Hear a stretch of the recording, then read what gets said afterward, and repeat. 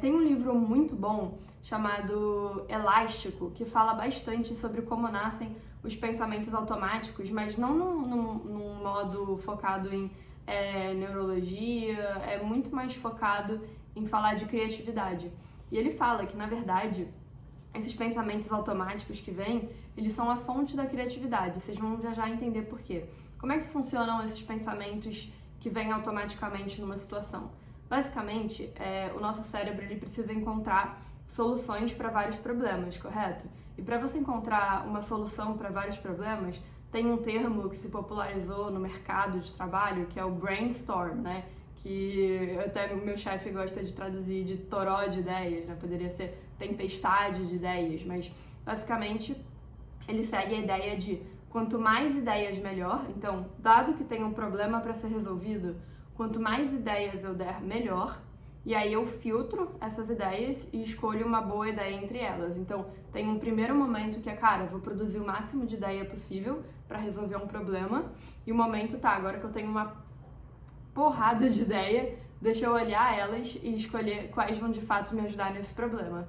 E basicamente o nosso cérebro, por incrível que pareça, funciona assim também. A gente tem uma parte do nosso cérebro que interpreta uma situação que está acontecendo e gera vários pensamentos para aquela situação. E aí a gente, no consciente, tem o trabalho aí de ir filtrando tudo aquilo que o subconsciente está gerando de acordo com uma dada situação e receber na nossa mente. E é assim que a gente funciona na criatividade, quando a gente tem que resolver um problema. Muita gente acha que criatividade é, por exemplo, pintar algo bonito, mas não necessariamente. A criatividade, ela tá aí para resolver problemas. Então, muitas vezes, um engenheiro que tem que resolver um problema enorme numa obra, ele tá usando a criatividade dele. E muita gente junta a criatividade só com a ideia da arte, mas não é bem assim. A criatividade tá aí para resolver problemas, e esse livro, ele conta muito bem como a gente tem vários pensamentos que surgem para resolver. E o que isso tem a ver com pensamentos intrusivos, Jéssica?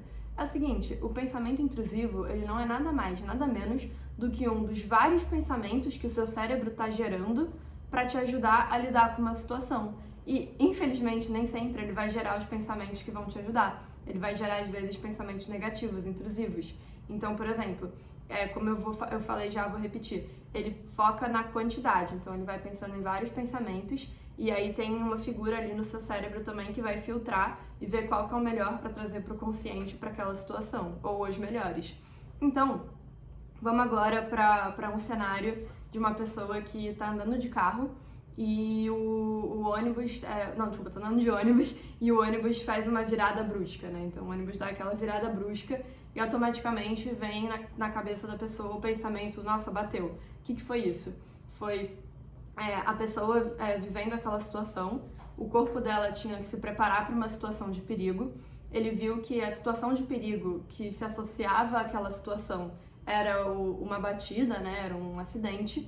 Por quê? Porque ele ia começar, então, já a enviar uma enxurrada de pensamentos relacionados a esse acidente.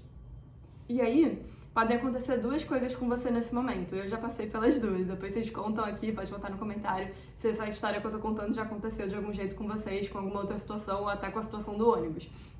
Então beleza, veio a cena assim na sua cabeça de que o ônibus bateu naquela virada brusca que ele fez.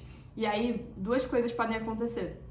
Você pode entrar em vários pensamentos de como que você sairia daquela situação. Aí você imagina o ônibus batido, você ali nos destroços, como que você sairia daqueles destroços, o que você faria, se teria alguém para chamar ajuda ou não, ou você entra mais na parte catastrófica, que é eu morri, né? Aí você entra, nossa, teve um acidente, eu morri. Como é que minha mãe vai lidar que eu morri?